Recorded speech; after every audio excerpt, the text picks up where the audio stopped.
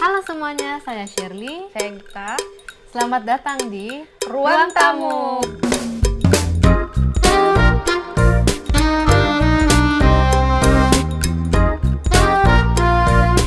Di Siniar ini, dua teman gereja yang kebetulan sama-sama perantau ketemu dan ngobrol tentang hal-hal soal pendewasaan menjadi perempuan dewasa. Ya, mulai dari soal kerja, terus keluarga, sampai soal keuangan. Minggu lalu kita sudah bicara tentang pertemanan yang dewasa. Sekarang ini kita mau ngelanjutin nih obrolannya dan lebih spesifik lagi.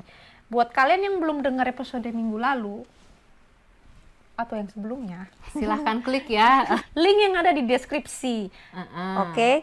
Dan untuk episode yang kedua ini kita akan berbicara lebih spesifik ke bagaimana membangun pertemanan bersama suami. Sama suami, karena kebetulan kita sama-sama perempuan ya. Iya. Dan ya Siniar ini walaupun nggak cuma untuk perempuan, tapi kita mencoba ambil dari perspektif sebagai ya perempuan gitu, perempuan yang bertambah dewasa. Iya. Nah, kan kita mau bahas nih tentang gimana temenan sama suami gitu.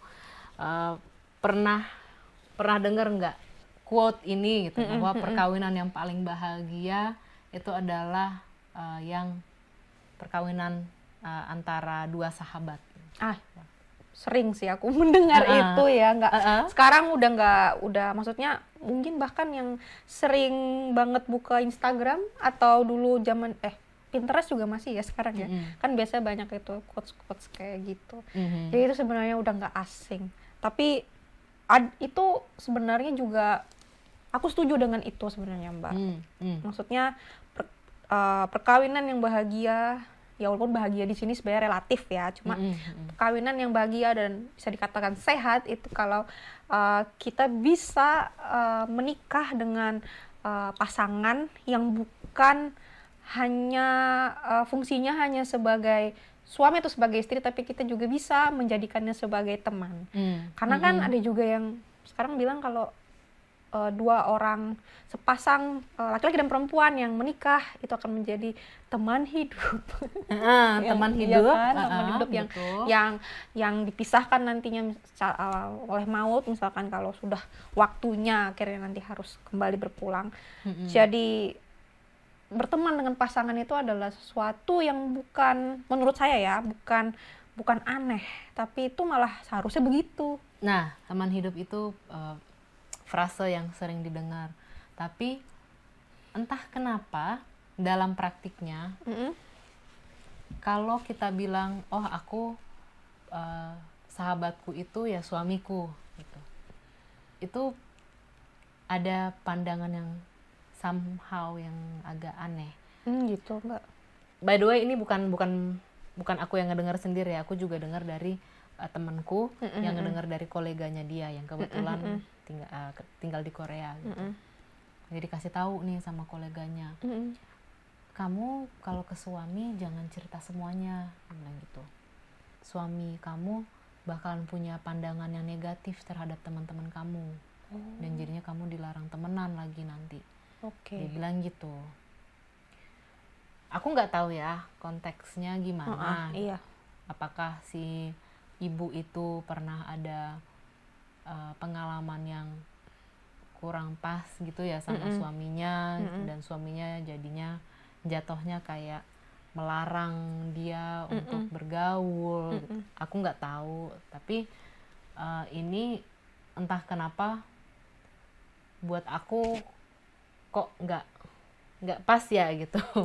Karena lucunya ya itu tadi balik lagi kita bilang pasangan hidup gitu, suami dan istri, kita bilang mereka teman hidup. Tapi kenapa waktu kita bilang kita mau berteman sama mereka, maksudnya kan kalau kita temenan kan kita curhat, kita tanya pendapat, kan gitu kan. Nah, tapi kenapa terus ada yang menganggap oh nggak usah terlalu terbuka gitu sama suami. Malah juga ada yang bilang oh jangan pernah nangis ke di depan suami seperti itu.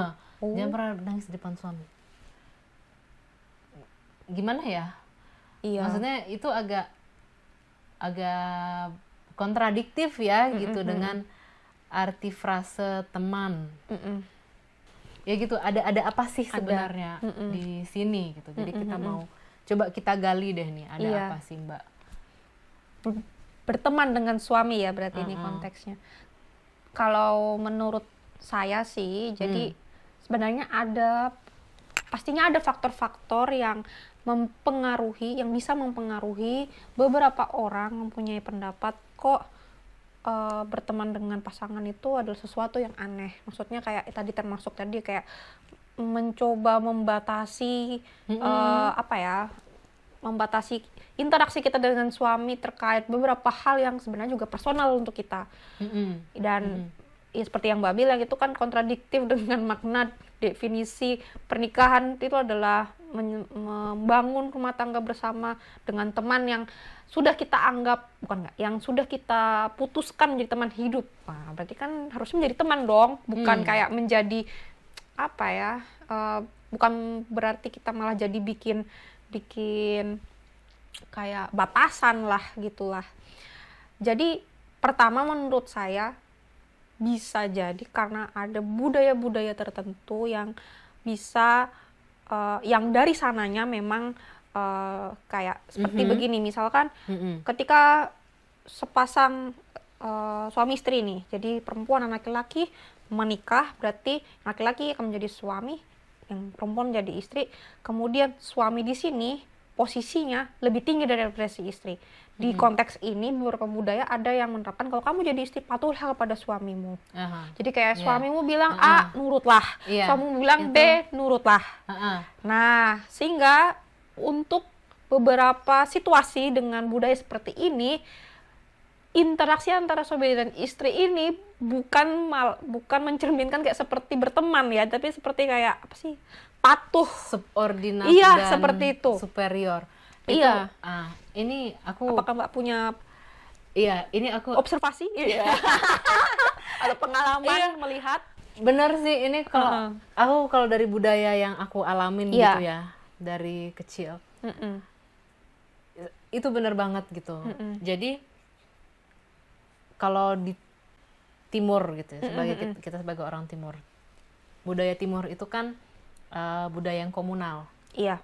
Jadi istilahnya nggak ada individualisme. Setiap orang punya peran yang dia harus isi. Dan kalau seseorang itu nggak punya peran, itu kayak semacam sampah masyarakat. Oh iya. Itu kan kita sering kan ngedengar di Indonesia kan sering ya ada sentimen-sentimen gitu, wah sampah masyarakat. Dan biasanya sampah masyarakat itu adalah menunjukkan manusia gitu yang dia nggak bisa mengisi salah satu peran dalam lingkungan, dalam komunitas itu. Nah, ini pun jadinya masuk ke dalam definisi perkawinan itu tadi. Bahwa ada peran suami, ada peran istri, ada peran kepala keluarga, ada peran ibu rumah tangga gitu. Nah, jadinya karena perkawinannya dilihat sebagai struktur sosial ya. Jadi orang punya peran ini dan suaminya peran ini, istrinya peran ini, udah mereka berinteraksi dalam hal struktur sosial dan komunitas itu. Dan jadinya secara individu itu nggak terbentuk interaksi yang lebih personal. Personal ya. Yang lebih personal dan intim. Gitu. Gitu sih. Itu sih yang aku lihat kalau dari budaya aku besar, budaya Batak gitu ya. Jadi ujung-ujungnya ya laki-laki itu begini, ya perempuan itu begitu. Ya walaupun mempertahankan norma-norma sih, gitu. Tapi jadinya personal dan kenyamanan antar individu yang dalam perkawinan itu kok kayaknya nggak nggak nggak kurang terbangun. terlihat. Iya, jadi jadi malah jadi lebih apa ya, jadi kelihatan kecil lah, jadi nggak begitu, bahkan mungkin di rumahnya sendiri dia juga malah nggak merasa bisa sedekat itu gitu loh, yang mana dia juga mungkin bingung kayak kenapa ya aku nggak bisa begitu gitu ya, karena tadi dengan adanya norma-norma tadi di budaya atau di kelompok sosial tertentu yang menjadikan hubungan suami dan istri seperti hanya secara struktural seperti itu. Secara struktural. Dan jadi kan jadi kayak apa ya, transaksional gitu ya. Iya. Ya, bukan transaksional bukan juga sih, gimana ya, jadi kayak ya struktural iya aja itu, jadi gitu. kayak aku punya peran sendiri nih, aku mau bertanggung jawab, oke aku bertanggung jawab kepadamu karena kamu adalah salah satu apa ya, unit keluarga. Iya, unit keluarga. Jadi saya harus menafkahi dari suami ya. Yang suami, yang istri juga begitu. Oke, karena saya ini istrimu, jadi saya harus patuh. Oke, menyiapkan karena sebagai ibu rumah tangga, misalnya contohnya, dia harus menyiapkan kebutuhan keluarga di rumah, mengurus anak. Tapi ya sampai lupa kadang kalau ternyata dia juga butuh nih sebenarnya berinteraksi lebih intim dengan suaminya, maksudnya secara personal yang bukan hanya sekedar kebutuhan antara suami dan istri secara struktural seperti itu. Kalau yang kedua mungkin juga faktornya ya terlepas dari secara individual, pasti punya pengalaman masa lalu yang mungkin bisa ada yang nggak kurang begitu bagus ya, misalkan dengan mantan pasangannya sebelumnya atau gimana, sehingga dia jadi punya mindset, oh aku harus punya barrier nih, aku nggak boleh menyatukan antara kalau aku mau sharing kayak seperti ke sahabat aku dengan ini. Ada juga biasanya itu dipengaruhi karena dia punya trauma seperti itu, sehingga dia punya mindset akhirnya. Nah, aku bukannya mau mengecilkan pengalaman-pengalaman seperti itu ya.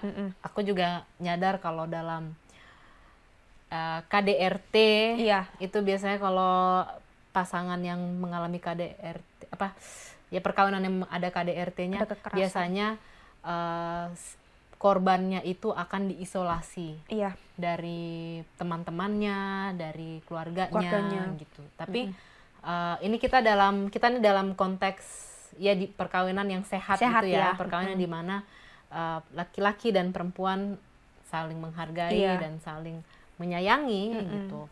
Nah, kalau untuk soal yaitu tadi yang trauma, makanya dia jadi kayak merasa aku nggak boleh cerita semuanya ke suamiku karena nanti itu akan menjadi dasar dia untuk melarang aku punya teman.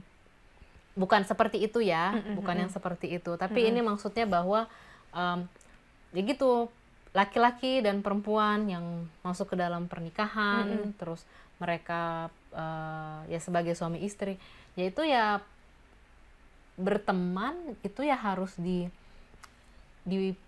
nurture, dipupuk gitu, dikembangkan gitu. Pertemanan itu nggak boleh dilupakan gitu ya, sama aja kayak sebelum kawin kan ya pacaran ya. Dan kalau pacaran kan sebenarnya tuh adalah tujuannya untuk saling mengenal, personality gitu kan. Dan waktu pacaran ya kan ngobrol, kamu suka nonton apa gitu, kamu sukanya musik apa, ya kan ngobrolin hal-hal gitu kan. Nah, jadi apa salahnya untuk tetap berteman atau pacaran gitu waktu sudah jadi suami istri pun ya itu juga tetap dikembangkan gitu. Perlu untuk tetap dipertahankan dan ya buat hubungan yang romantis ya aku ngerti maksudnya di satu sisi ada yang seperti itu. Sisi lain kayak kalau dari barat nih ya. Karena kalau di barat itu pandangannya individualis. Kan tadi kita dari segi budaya misalkan lebih ke timuran yang komunal. Kalau yang individualistis itu aku lihat orang-orang jadi menganggap berteman sama pasangan itu juga aneh karena nganggapnya kalau hubungan suami istri atau apa yang romantis gitu, itu harus yang erotis aja. Oh, hanya iya. Iya. Jadi Oke. pokoknya kalau nyari pasangan, pokoknya yang istilahnya kompatibel di ranjang gitu. Iya. Jadi mikirnya cuma gitu doang. Nah itu juga ekstrem yang lain yang ya bukan gitu juga sih gitu kan. Iya. Iya kan? Iya nggak Iya, sih? iya, benar juga sih Mbak. Sama mungkin juga karena kan tadi ya maksudnya di sisi budaya yang lebih ke barat ini kan sudah punya mindset lebih individual ya. Sehingga mungkin juga mereka mikir aku tidak mau terlalu bergantung, merasa ketika dia menjadikan pasangan adalah teman, Iya. mungkin dia akan merasa kok aku jadi bergantung ya, aku kan pengen independen gitu loh, Iya, karena aku iya. individualisme yang bebas seperti itulah. Yes, Adalah itu mungkin juga. pastinya ada yang adalah unsur-unsur seperti ini mungkin bisa terjadi gitu loh ketika kita melihat ya gimana sih kalau yang dari sisi barat ini punya pendapat tentang berteman dengan pasangan sendiri tuh aneh, tahu nggak kayak gitulah. Iya. Kayak gitu. Nah ini makanya ini suatu hal yang gimana ya, dua-duanya gitu, mau dari yang budaya ketimuran atau yang budaya kebaratan, itu ada kayak apa sih, gapnya, ada kesenjangan memahami berteman sama suami, berteman sama istri. Itu penting untuk terjadi melihat data lagi nih. Iya. Nah, yang kalau apa sih Mbak dari data nih yang kita punya ya atau yang kita sudah cari tahu lewat artikel atau lewat internet, kayak resiko ketika kita mempunyai pikiran berteman dengan pasangan kita itu adalah sesuatu yang aneh. Apa kemungkinan resiko terbesar lah yang bisa terjadi menurut data? Perselingkuhan itu paling banyak terjadi di kantor. Oke. Jadi orang yang di kantor gitu kan, kalau zaman sekarang kantor itu mari kita membangun budaya corporate gitu, corporate culture gitu kan. Jadi dianggap kantor itu sebagai rumah keduanya gitu. Nah, disitulah jadinya terbentuk semacam kayak perasaan saling membantu gitu, perasaan saling apa sih istilahnya, allegiance ke apa ya bahasa Indonesianya? Aku mikirnya kenyamanan. Iya, itu juga. Iya. Nah, tapi maksudnya kayak kesetiaan gitu. Okay. Kesetiaan terhadap kantor gitu Oh, loh. iya. Jadi dianggap kamu tuh harus setia terhadap kantor. Nah, itu tuh kayak ada jiwa korsa gitu kan. Nah, ini kemudian membentuk kesamaan nilai di antara orang-orangnya. Dan itu ujung-ujungnya ya mereka bakalan membuka untuk mereka jadi itu tadi nyaman. Satu sama lain. Dan itu yang paling gampang jadi menuju ke perselingkuhan. Kalau kondisinya dia tidak bisa mempunyai lingkungan yang sama-sama nyaman di rumah ya, maksudnya ketika katakanlah nih si suami nih dia membatasi interaksi yang personal dengan istrinya, maksudnya menganggap ya istriku lah, dia yang memenuhi kebutuhan di rumah dan kebutuhan biologis si suami, Kemudian karena tadi kondisinya si suami bekerja di lingkungan perusahaan korporat yang dengan nilai-nilai tadi, lalu akhirnya dia nyaman lah ya dengan teman-teman kantornya, apalagi kalau teman-teman kantornya, koleganya ini ada yang lawan jenis perempuan yang lain. Jadi kan nyamannya berbeda nih waktu ketika dia di rumah sama ketika dia di kantor. Makanya itulah yang akhirnya bisa beresikonya adalah menjadi adanya perselingkuhan. Itu di kantor di Indonesia pun itu pun banyak gitu. yang begitu. Gampang terjadi perselingkuhan di kantor, dan ujung-ujungnya memang dibilang ini yang nyampein itu orang dari Biro SDM. Oke. Ngomong kayak gini, perselingkuhan itu bukan karena tiba-tiba gue lagi mau ngapa-ngapain gitu, jos langsung jadi gitu. Bukan kayak gitu. Perselingkuhan itu dimulai dari sering curhat, sering cerita, ngobrol. Gitu. Sering ngopi bareng. Dari yang ngobrolin biasa aja kali ya, mungkin awal-awalnya sampai akhirnya jadi lebih deep. Tapi ini bukan dengan pasangannya sendiri, itu untuk yang sudah menikah ya di sini konteksnya. Gitu. Nah itu jadi disitulah aku pun makin menyadari, oh ya kalau perlu temen ngobrol, ya ngobrol lah sama istri sama suami gitu. Iya, tidak ada salahnya juga menjadikan mereka teman untuk kita curhat. Maksudnya kita juga boleh sih punya teman di luar suami atau istri, misalkan boleh aja. Boleh aja. Asal juga maksudnya juga si suami juga terbuka sama istrinya, kayak oh iya nih aku punya kawan dekat siapa, jadi juga transparansi juga harus ada. Jadi kan biar tidak ada kecurigaan, ya kan. Tapi juga transparansi juga bukan berarti hanya terbatas kayak aku mau pergi sama si ini ya, tapi ya juga kayak oh iya nih sebagai contoh lah, misalkan nih suamiku. Gimana tuh? Suamiku aja lah, nggak usah jauh-jauh. Saya nih suamiku ada masalah, mungkin katakanlah karena suamiku kerjanya di riset, otomatis berhubungan sama eksperimen ya.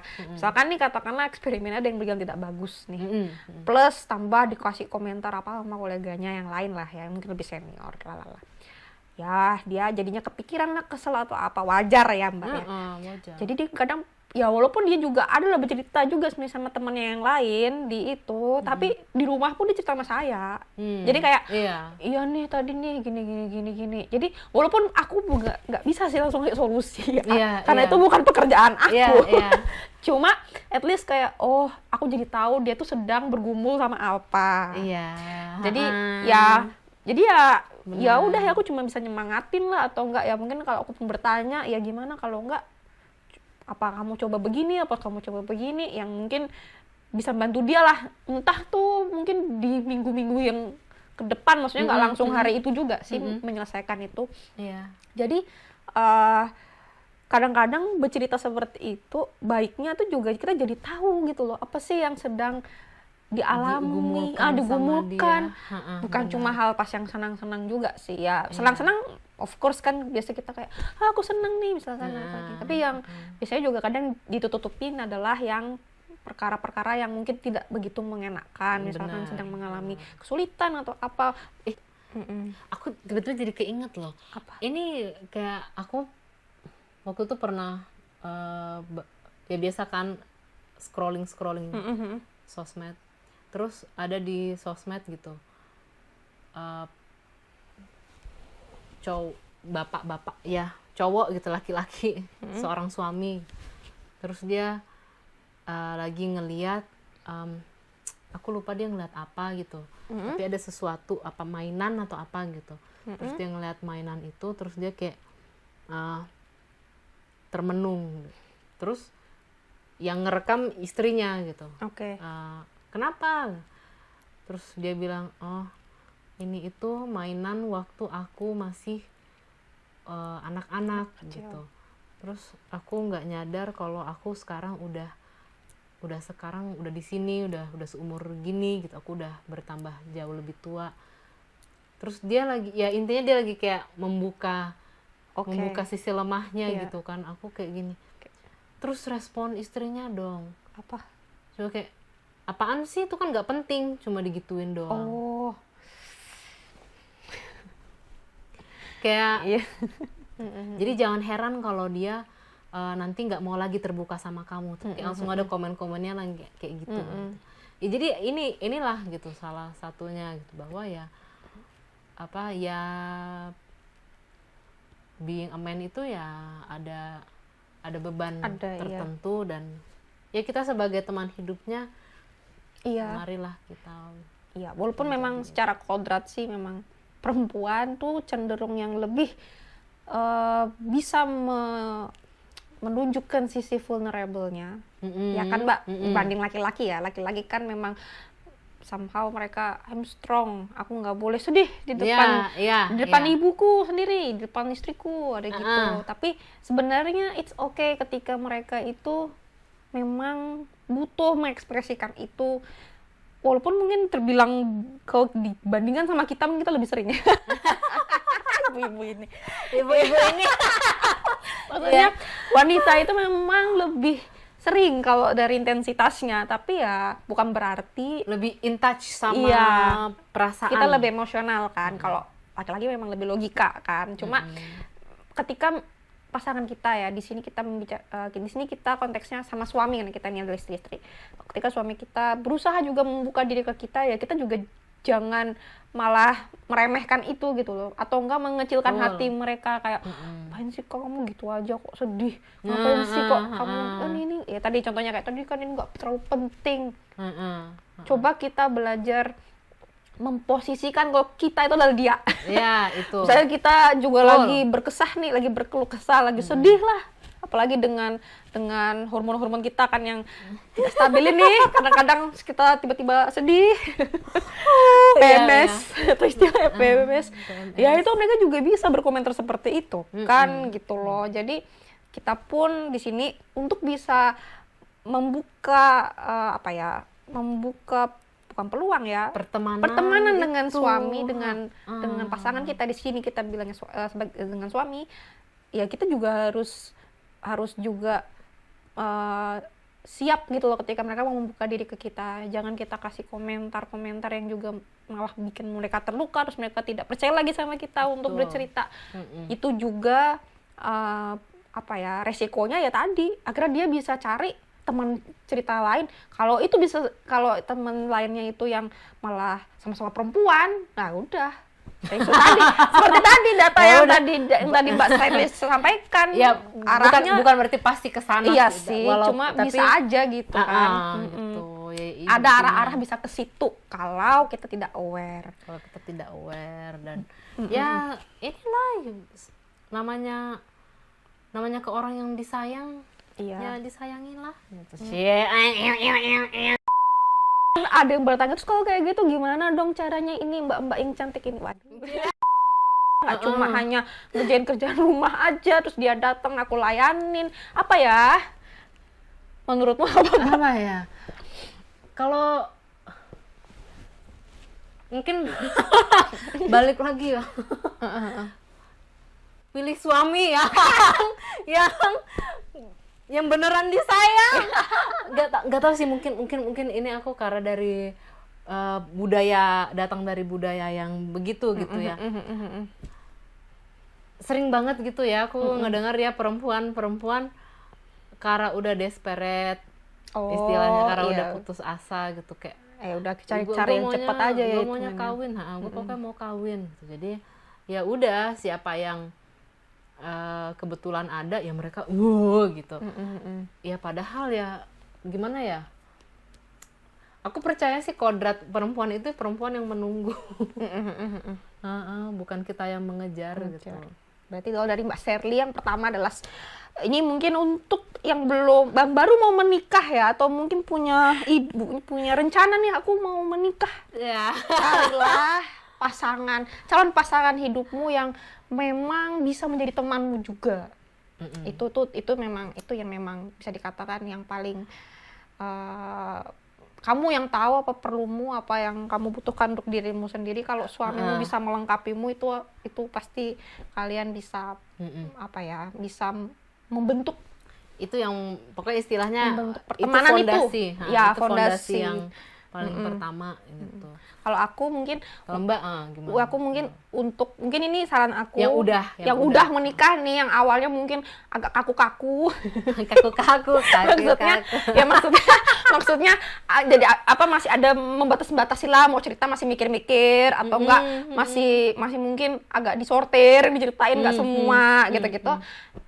Mungkin coba kita, aku pun juga masih melakukan itu, kayak introspeksi, gimana sih cara kita berkomunikasi dengan pasangan kita. Ini bisa untuk istri ke suami, bisa juga suami ke istri.